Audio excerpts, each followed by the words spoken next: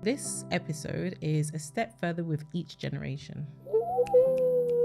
We need to be kind to ourselves. What does progress feel like? Sometimes we get fixated that it has to be a big bang. I'm going to go from poor to rich to mega rich, but just accept it as incremental each time. I'm crying because what you've just given me was what I made for the first year when we got to this country. Oh, wow. And that's literally what his child got an amount in 1 month. Do you see what I mean? So for him, it was like, wow, that is progress. Humility is a trap. And what I mean by that is, I'm not talking about like biblical proportions of humility. I'm not saying go out there and I'm the best thing since sliced bread, right?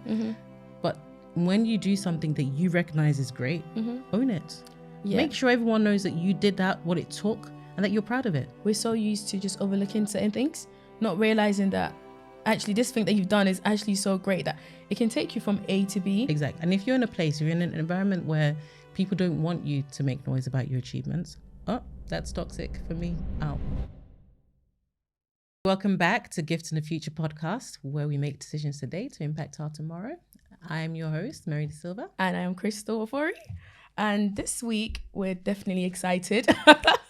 It might be quite a short one this time, but still very much more gaining the knowledge that you need. Yeah.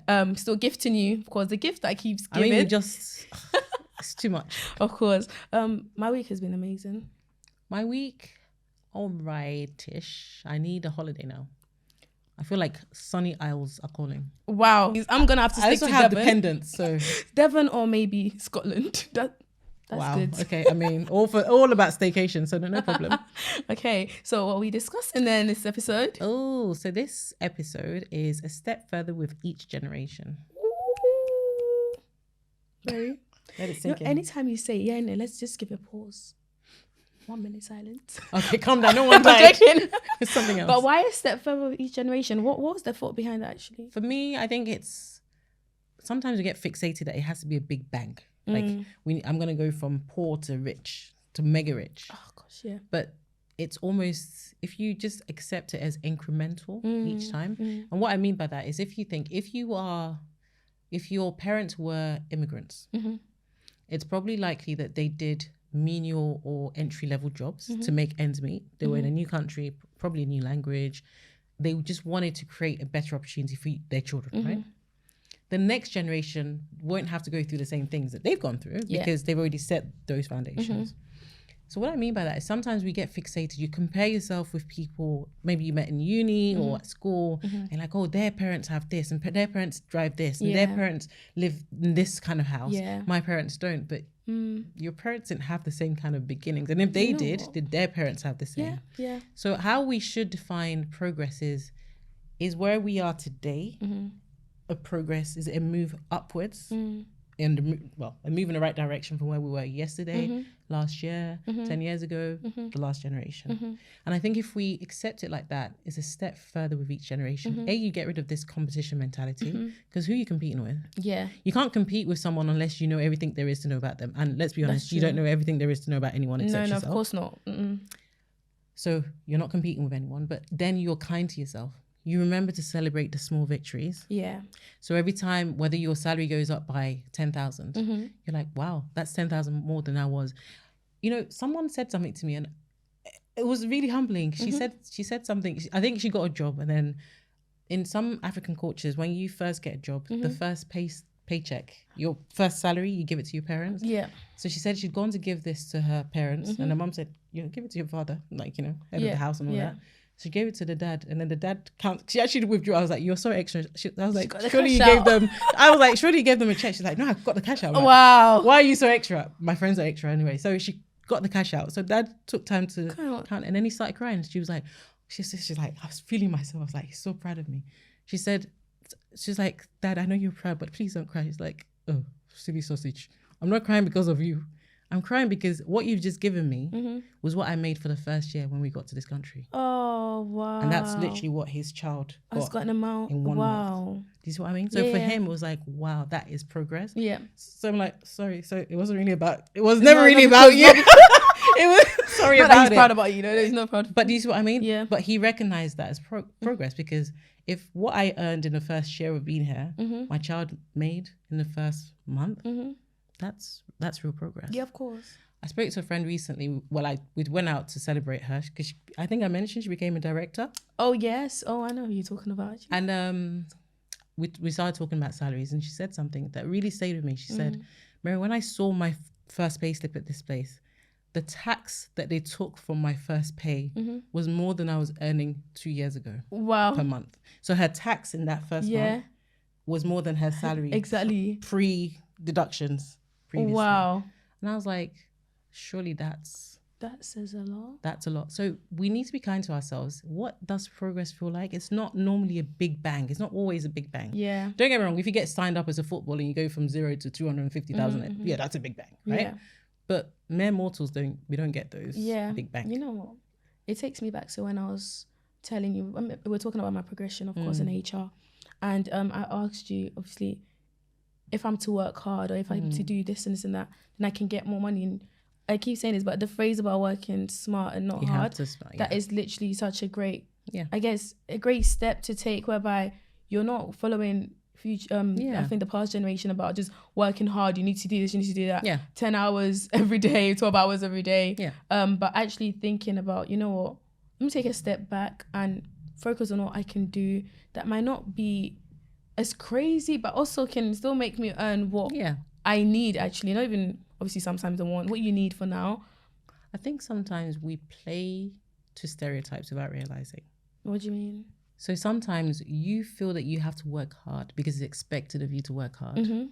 Okay, but whose expectation is that? Is that your expectation? I mean, that's what you've always been told from young. You need to work hard. Okay, but is it your expectation? No, I don't want to. So by continuing that cycle where you work hard because you think, oh, people need to see me working hard. If I work hard. But other people aren't working hard. Or at least not to your extent. It's true. So what you look like, you're a hamster in the wheel doing this. And everyone else is just going chill. Do you want to touch on what you're saying about how, again, Africans bring up their kids to, from young, to be humble or work hard? When you see people be this and do that, and in the workplace, in the corporate world especially, they take advantage of that. So the humility gap, that's a whole nother episode. But you and I were talking about the fact that in some cultures, especially African, and I think to some extent some Asian cultures, we're taught to be humble. I'm sorry, but you're in the Western world. What business do you have being humble? Don't be humble. If you do something great, make sure everybody knows it's you. Don't let no one take credit for your work. I learned that the hard way. I was in a role before where this woman, was managing me for the time, and she kept presenting my work as her own. But I was like, oh, I don't want to be seen as a troublemaker. But I allowed it to go on for months because she wasn't going to tell people that Mary did that. I wasn't telling anyone. So people... Why wouldn't they believe? Then I was angry at everyone for, surely they can see that it's not that person's work. Surely they know how I write. Surely they know that person is not as articulate. And it's like, when I told someone, they're like, Mary, you've got issues. I'm like, no, it's not me that has issues. That person, they're like, you have issues. You can't control that person trying to claim credit for your work. Your issue is A, you didn't speak out. B, okay, even if she's claiming credit for that one, take an opportunity to find something better to show your skill set. So we'd be like, wait, there's similarities in this one with what we've seen before. Eventually people start asking her to produce the same work. She can't. Because now you're like, I'm not going to help you out because every time I do, you take credit for my work, right? So humility is a trap. And what I mean by that is, I'm not talking about like biblical portions of humility. I'm not saying go out there and I'm the best thing since sliced bread, right? But when you do something that you recognize is great, own it. Make sure everyone knows that you did that, what it took, and that you're proud of it. Again, it's like when I said women don't often make it known that they want to be promoted. And you get really upset that no one's promoting you. They don't even know you want to be promoted. They thought you're just happy coming in, doing your job and going home. Don't speak up. So if you don't tell people, oh, I'm the one that did this, and then people are like, what is she even making noise about? Let's see. And then, oh, wait, this is actually good. Make CVs. Sometimes when people ask me to review their CVs, like, okay, I do my first edit, send it back to them. And then the smart people will be like, Mary, do you mind if we like have a session for you to talk me through it, blah, blah, blah, why you made the changes? That's the smart people. If you ask, I'll always give you my time. The reason that's really important is when we start going through it, you then start telling me stuff. I'm like, sorry, you did this? Where is this on your CV? I know. They're like, oh, I didn't. I'm like, that's the thing you need on your... Well, let's cross out all these 3 bullet points. I want that. But that's because we're not taught. Exactly, that's it. They're like, oh, if I do that, I'm just being a show-off. No. well, what's the one thing that you need to use to show yourself up if not your CV? Yeah. So, and that's such a hard thing for me to learn, actually. I'm still learning because it's so hard. I think some things that I do are just normal. It's just everyone does it. So I wouldn't think of it as special or anything. It is special. But then if it took you to a place that you hadn't been and it was a place of discomfort that you then turned around, then it's special. And I liked how you told me that it's good to write these things down. Write everything. Anytime you achieve something, write it down. Have your achievement journal. Yeah, that's it. Definitely. Do you want to talk about that? Oh yeah. So for me, like, I review my CV. Obviously, I'm an HR professional. I review my CV periodically. But even without going to my CV every 3 months, for example, I keep a running tally of each year. So at the beginning of each year, I've got an A4 notebook, just put 2023. Every time I achieve something, it's a bullet point, the date, what I achieved, how it made me feel. Put the pen down. Why how it made you feel? Because remember, when you get to the end of the year, you may not remember how it made you feel. Yeah, so it's not just what you did, but it's how it made you feel. Yeah. Because then when you talk about it in an interview or someone, tell me more about that. Because you remember how it made you feel, guess what? You're not going to say, it made me feel on top of the world. It's going to show in your voice and your body language that it made you feel. So actually that person that has no concept of what you did, you're telling them they weren't there, they start to share your excitement. They're like, wow, okay, if she did that and she's feeling this good and it's like last year or early this year, I want her to come and do that for me. Yeah. So yeah, definitely. Wow. I think that's such key because we're so used to just overlooking certain things, not realizing that actually this thing that you've done is actually so great that it can take you from A to B. Exactly. And if you're in an environment where people don't want you to make noise about your achievements, that's toxic for me. If you're trying to tell me, we'll talk about that later. We'll take that to board or whatever later. Why? Why are we not taking it? I've literally spent 3 months working on it. Why are we not taking it? Did we not agree priorities at the beginning of the year? Yeah. Did we not agree this was a priority? Yeah. I've delivered it. I've delivered it on time or ahead of time. So why are we not making noise about it? Yeah.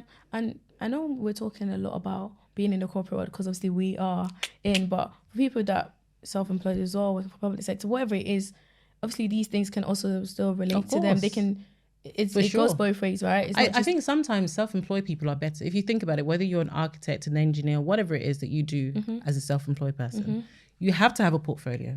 Let's say you're a tiler. You have to have pictures of the bathrooms and kitchens that you've tiled because that's what shows prospective clients what you're capable of. So I feel that they naturally are because that's the way they get business. Yeah, of course. Yeah, it's when we're employed by someone that we think, I get paid. You know, at the end of the day, is their intellectual property. Yeah, I created it, but it's theirs. Yes, you created it. Yes, it's theirs. But by creating it, A, you know how to do it. But B, when you write what you did and how it made you feel, you can recreate it for another place or another organization at another time. Yeah. Because you know how to do it. But because you know you've cleaned it, it made you feel good, you've learnt it. It's not something that you just wrote on your CV to get yourself a job. It's something that you did. You can recreate that. Because anyone can lie on your CV anyways. Of course. You can actually write a lot on there. You can write stuff. You can embellish the truth, right? Yeah. Oh, that's also true, yeah. When people start, a really good interviewer will then try and bring out, okay, so you said you did X. Tell us about that. What was the process you went through? You know, which stakeholder groups did you have to engage with? What was that socialization like? Exactly. It gets so awkward. I don't know. Let's just say we did it. We landed the thing. No. The thing was good and yeah. We did the thing. No, I was going to say it was one of the worst interviews, but it's fine. Let's not talk about that. Let's not. But this is what I mean. So if you've done it, you can own it. Humility is not for the workplace. I'm not saying come in here with your shoulders like you got a shoulder pad on. But if you do something, you're proud of it, make it known. And by God, by all means, don't let anyone take credit for it. Thank you so much for that, really. I was just going to say as well then, what else apart from careers? Like when it comes to, I like talking about personal life because honestly, that one is such a big, your personal life kind of like plays into your everything career as well. Course, yeah. So what about that as well? Do we need to? Okay, so there's so many things, but let me just use an example. So let's say relationships. So, you know, sometimes people are like, it's a vicious circle. She was the daughter of a single mom and now she's a single mom. She's got a daughter. So that one's, no, stop that.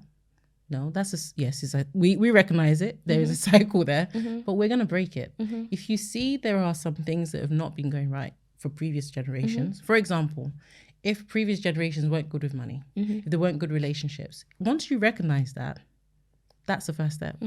Once you recognize it, you own it. You're like, okay, I can see that in this family there's a problem with X. But now that I know there's a problem with X, I'm gonna be intentional about making sure I don't have a problem with X. So if that's a problem with relationships, just look at your family dynamics. Why do you people fall out every time there's a Christmas or Easter gathering or whatever it is? Does anyone stop to listen to what Uncle is saying over there until he starts shouting? By the time he's shouting, somebody's throwing. She's throwing the fry pan or something, and you're like, damn. You throw a bread roll. Yeah. You see what I mean? Yeah. So if you've been brought up that every time someone screams, I'm going to scream louder, and the loudest wins the argument, then that's you're going to take that to someone who's been raised to talk about things. Yeah. Then they're going to think, I know this is going to be a very toxic situation. Of course, I can't be with you. So the reason you're single isn't because you're not good or whatever. It's because you have not been taught how to communicate, for example. It can be something as simple as communication. It can be something as simple as how you're raising the kids or how you're keeping a home. We all have different ideas of hygiene, which we always see played out in the workplace, right? Wow, that's another topic. There is a dishwasher, there is a sink, and however everything gets into the sink, messy, not in the dishwasher, right? Something as simple as that. But why does that have to result in your relationship breaking? If that really irks you, call your partner and say, guy, you see this thing? It's called a dishwasher. And guess what it will do for you? It will wash your dish. Well, you don't have to be a dishwasher. Put the dish in. Voila. When, on a serious note, when you do that into the sink, it makes me feel like you feel that I'm your slave. Because dishwasher's there. We've bought the detergent. We've paid electricity bill. Your part in this, put your dish in there. Yeah. If he needs to rinse it, tell him that too. Rinse it, then put it in. Yeah. But communication. Yeah. So it can be finances, it can be relationships. It can really be anything you want. But I think the main thing is recognize it. When you recognize it, you own it, and then you have to be intentional about breaking that vicious cycle. Wow. I need to literally go back and dwell on these things because I'm like, oh. You can thank me later. Yeah, I will thank you later. But thanks so much for the chat, Mary. No, that's good. Thank you. Well, I hope you have a good day. And you. See you soon. Bye.